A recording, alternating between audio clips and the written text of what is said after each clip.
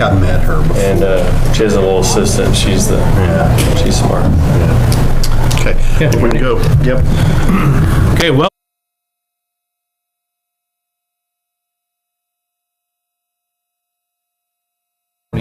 Roll call, please. Davis. Here. Smedley. Here. Gerard. Here. Schroeder. Here. Flagg. Here. Pearson. Sully. Here. Mr. President, we have a quorum. Please stand for the Pledge of Allegiance. I pledge allegiance to the flag of the United States of America and to the republic for which it stands, one nation, under God, indivisible, with liberty and justice for all. As we begin this meeting, let us pause for a moment of silence.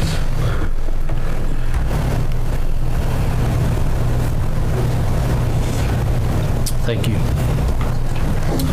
Okay, agenda item 6, recommendation, consideration, and action upon renewal for OSIG, with OSIG for property, general, liability, fleet vehicle, and errors and omissions coverage for 2022 to 2023. Thank you, Mr. President. Obviously, this is normally an item that we handle at the regular board meeting in June. But because of the quote that we received, which was a 62% increase in premium, we wanted to take a step back, work with our local agent, and work with our staff to see what we could do to possibly mitigate some of the costs of that original quote, which was if I remember right, I don't have it offhand, I think it was a $238,000 increase in premium. And through all of this, Ms. Chappell and myself, and at times Mr. Thompson, have taken a deep dive into our insurance coverage and also what has been done in the past and what we have been working on going forward that would be best for the district. There are reasons for the increase, and I'll let the gentleman from Martin Insurance speak to those in a moment. But we have identified some potential savings so that the increase is reduced somewhat. It's not going to be what we paid last year. And as you can see, historically, with the graph that you have at your table, this has been an ongoing escalation that is prompted by multiple things. And as I've mentioned in committee meetings, currently, Oklahoma is not a place that insurance companies want to insure schools. And so the only available vendor for this is Oklahoma School Insurance Group, which is a pool of over 500 school districts. And they are right now the only game in town.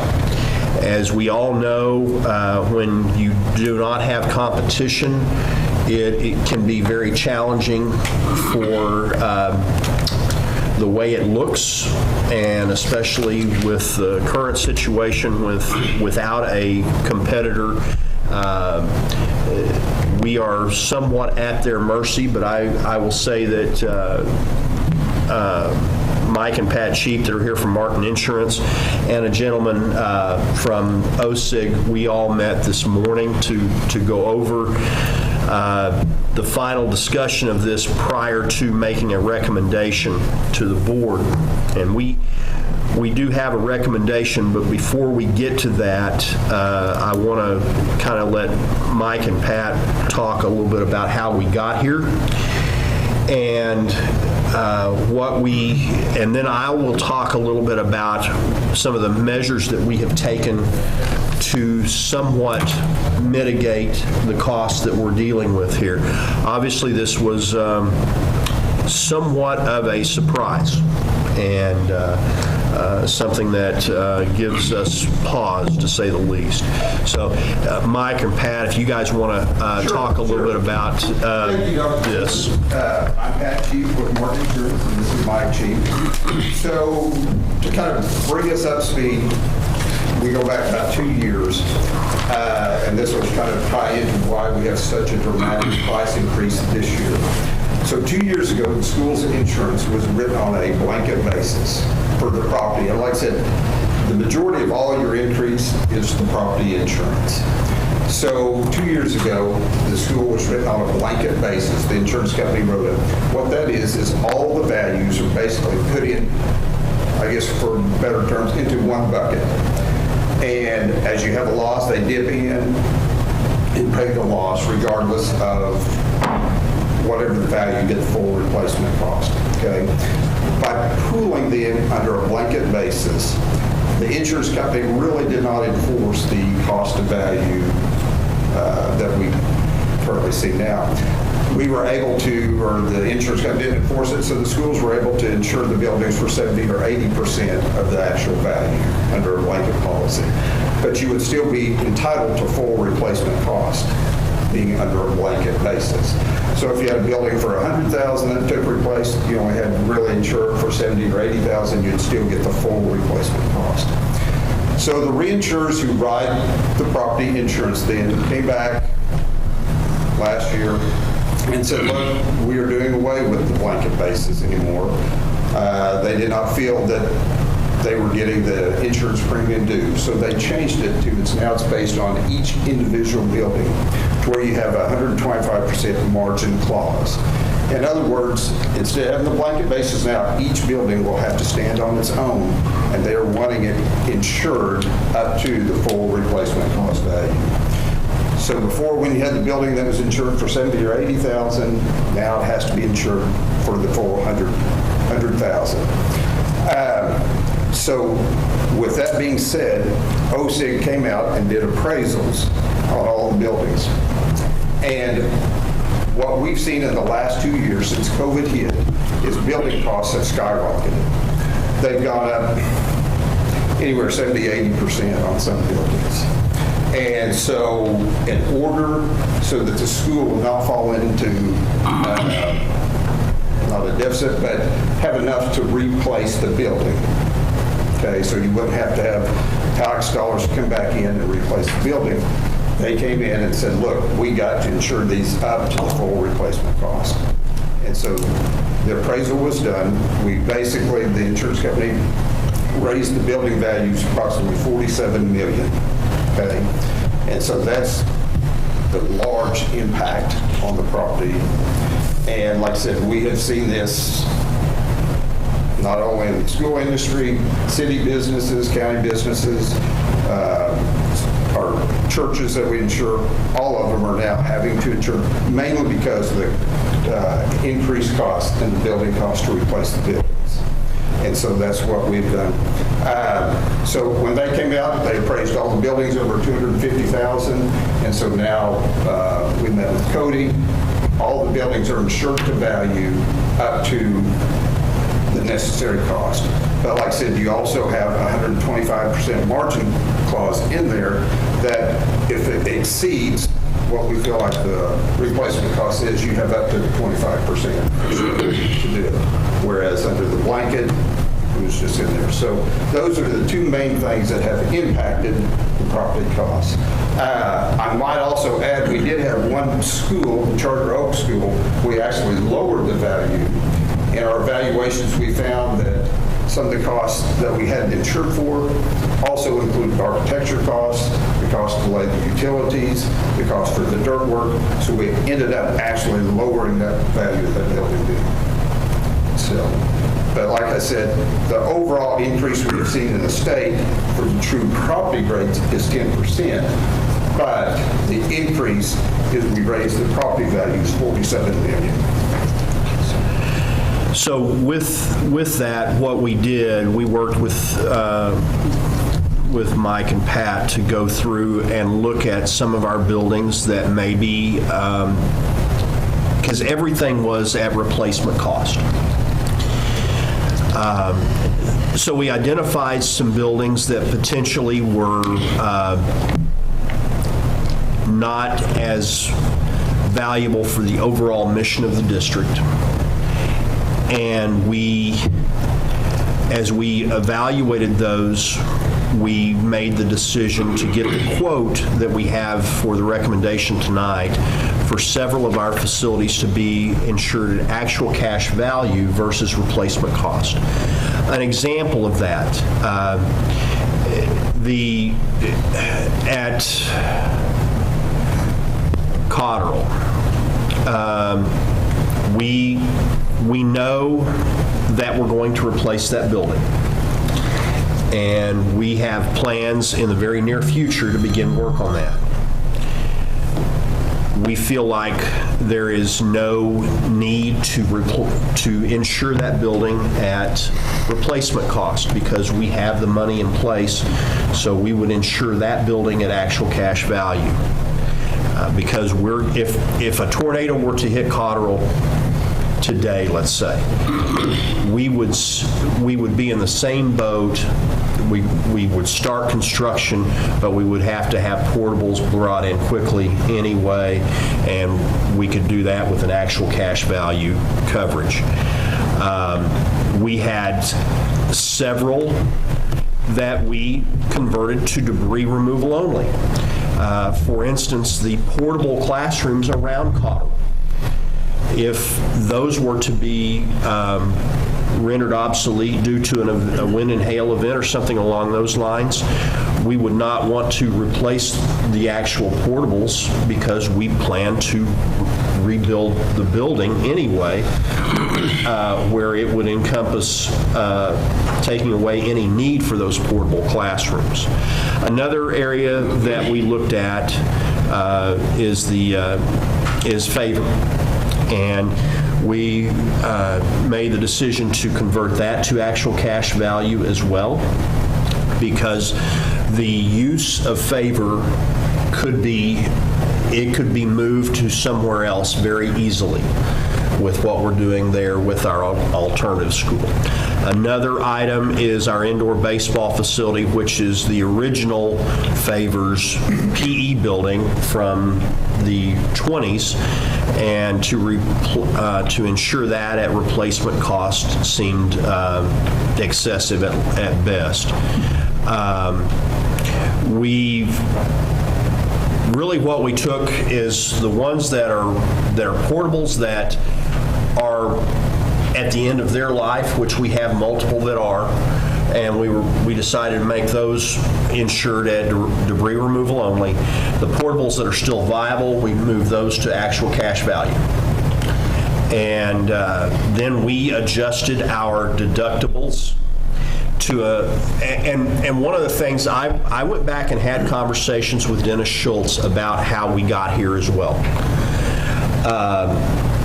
Remember that when we were in dire straits because we could not pass bond issues, and the only way for us to survive with our facilities was through the building fund. It made our building fund very, very vulnerable if a catastrophic event happened and we had to cover a deductible that we were not prepared for. And the deductibles are by event. So if we had a tornado that took out 2 buildings, that's an event, not by building. Now, if we have a tornado and then a week later we have another tornado, those are 2 events. But we had very low deductibles, and that was in an effort to protect where the district was at the time with the building fund, because it was very vulnerable with a potential issue. And so as we went through this also, we noticed that, and this did not make a huge difference, but we also noticed that our autos had not been depreciated. And so we have things in place now to properly depreciate the value of our autos on our policy. That did not, I think that made about a $3,000 lowering of cost there. So we have put things in place there as well. And really what this amounts to is, this is $82,400 less than what our original quote was for, but it's still $155,000 and change more than what we paid last year. So the 62% increase was reduced to 40.5.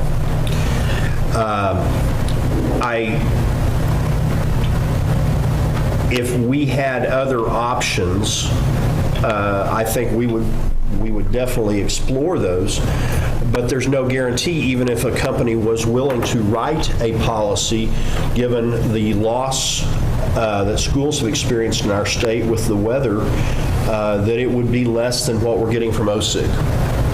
So I guess with all of that, I would see if the board members have any questions of myself or Michelle or Mike and Pat.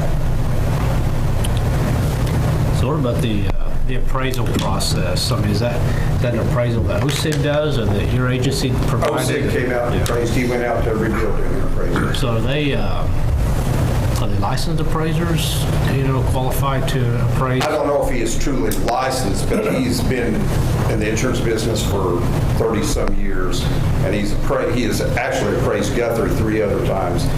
During that time, he is the one in charge of appraising every school in the state.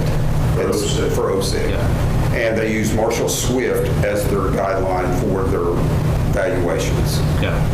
So if we have disagreements with their appraisals, do we have a right of appeal with it? Or is his word final? I mean, No, I mean, you're more than welcome to appeal it, but it is based on actual buildings that were completed. I mean, everything is pretty much in line with the true building cost. For example, Kingfisher just finished their junior high, and it was $245 a foot. Most of the buildings that we changed are running right now about $220 to $219 a foot. So it wasn't overly insuring the buildings by no means, but yet kind of in the zone for that value to replace everything in today's market. is it fair to assume that we're obviously in a market that's just ridiculous right now? In a couple of years, as we start to see things come back down, we would get a revaluation. then we need to reevaluate the buildings lower, because then you're over-insuring them and you're paying for more insurance than you need. It's just right now with this climate, from the time he did the appraisals in October to now, we've even seen a 10 or 15% increase in cost. And that's not to say in January we may have to reevaluate. It could go up more, but right now he was trying to get it in a comfortable area that the 125% would still, in case it went up in the next couple of months, you'd still be well within that.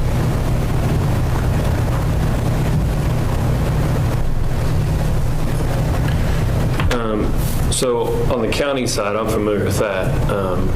We currently have a firm doing the same thing, appraisals statewide this year, an out-of-state firm doing that. But from your perspective, is the increase more the value of the property, or is it the rates nationally as well? The actual true rate increase is 10%. So 10% of the 40 is a true rate increase. The rest of it is pure property values going up. The cost of construction. And this is just not only to Guthrie. The majority of all the schools in the state of Oklahoma have the exact same property rate increases. Last year was a revaluation for Edmond, and their property value, or their premium went up 59%. And then it went up another 16% this year. Yukon's the same way. Mustang had property values went up $100 million. I mean, it's like I said, those two factors I talked about, going from a blanket to each building standing on its own, and then the true building costs have just skyrocketed. I mean, I understand all that, but I guess kind of bothers me a little bit. I mean, so Charter Oak went down, and it's at $254 a square so foot. you explained the rationale behind that. So it makes me question: was OSIG ever properly evaluating any property when they can come out to Charter Oak and recognize, oh, we've been over-insuring on this building because we haven't correctly been looking at replacement costs? It really kind of questions in my mind the professional or professional competency around evaluating properties. So Well, this was the first year in the last couple of years that OSIG has came out and did the full appraisal. so how did they appraise it the first time they insured that building? Did they just look at what we They didn't paid for appraise it? it. They didn't appraise it when Charter Oak was built. So how did they? So we requested a dollar amount. Yes, and that's what we insured it for. Yeah. So you say that like 2 years ago is when they switched from the blanket type coverage to the actual, individual coverage. Was there, I mean, obviously you guys you were notified of this change. Mm-hmm. Did you push those notifications out to the districts that there was some change coming in the way that policies were going to be? Well, yes. Because obviously, I mean, that we knew then that we would have known at that point that there was Or going the to be some schools were change. going to be reevaluated. Right, Yeah. that we were going to have to be reevaluated. Yes. So 2 years ago, you 2 years pushed ago, something that's out? when they first started doing it, and then that's when OSIG came out and said, we need to start appraising Right. because all So the that's costs when you in the guys last- were made aware of the change. So did you reach out to Dr. Simpson or somebody at our district and say, hey, we want you guys to be aware that these changes could be coming or are going to be coming? Yes. Because I don't know that I've ever heard that discussion. I mean, I don't remember So us was ever the having that discussion. communication that rates are going up, or that OSIG is reevaluating properties? We're evaluating the properties to get them insured to value.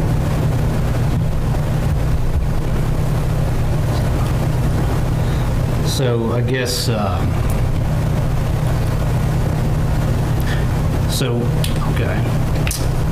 So what kind of collaboration occurred with the district and the facilities director or what have you? I mean, was there any kind of partnership in the evaluation of the properties, the appraisals, or was it just a drive-by? No, he came out and visited every school. Was He this came out- after the rate increase was proposed or prior to that?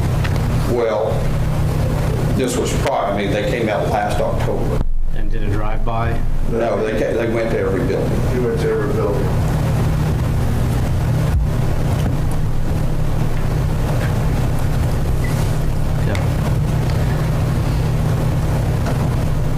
I feel like I'm missing something here. Well, I was going to say, and so I guess and I want to go back to that when you guys communicated that the coverage type was changing. Was it communicated through an email? Was it communicated through a letter? I mean, how was that communicated to the district? 2 years ago, Yeah. when we present the proposal, it has outlined of different changes in the coverages. So the proposal showed it was going from blanket to margin costs. Okay, so it It was in the proposal. was in the proposal, but was it ever actually discussed with anybody that it had changed? I can't recall if we did or not. I assume we did, but I can't recall.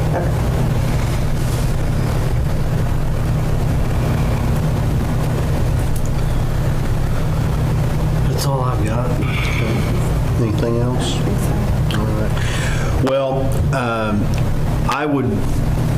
we've placed in front of you, or at least in the packet, a recommendation, and we don't make this lightly. Trust me, this has received a large amount of due diligence and in fact, a second visit from the appraiser that led us to reducing some of the original appraisals to get to where we felt like was the best option available. It's not, again, I'm not going to sugarcoat this. It's $155,000 more than we paid last year. But it's $82,000 less than what we were quoted originally. And if we had another carrier that we could explore, we would have done that. And this is the time sensitivity of this is this board needs to take action on this in order to maintain insurance before July 1st, so by June 30th. So I would recommend that the board approve the suggested renewal.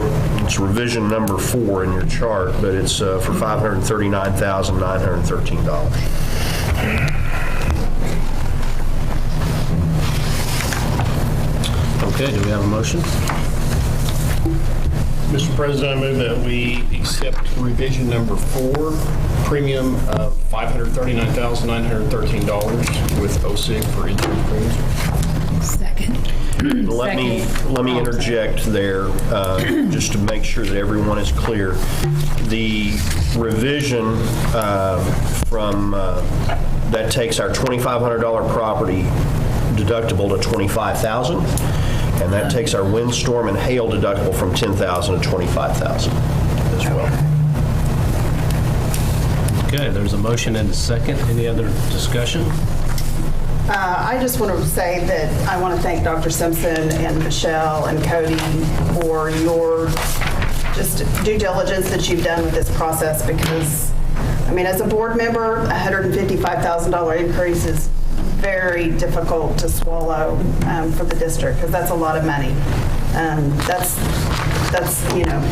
several teachers that we could have hired, just to put it lightly. So I just want to thank you guys for doing your due diligence to do the best that we can to make this situation the best as possible. So thank you. Okay, roll call, please. Davis. Yes. Smedley. Yes. Gerard. Yes. Schroeder. Yes. Flagg. Yes. Salee. Yes. 6 ayes, 0 nays. Thank you, guys. Thanks, guys. Thank you.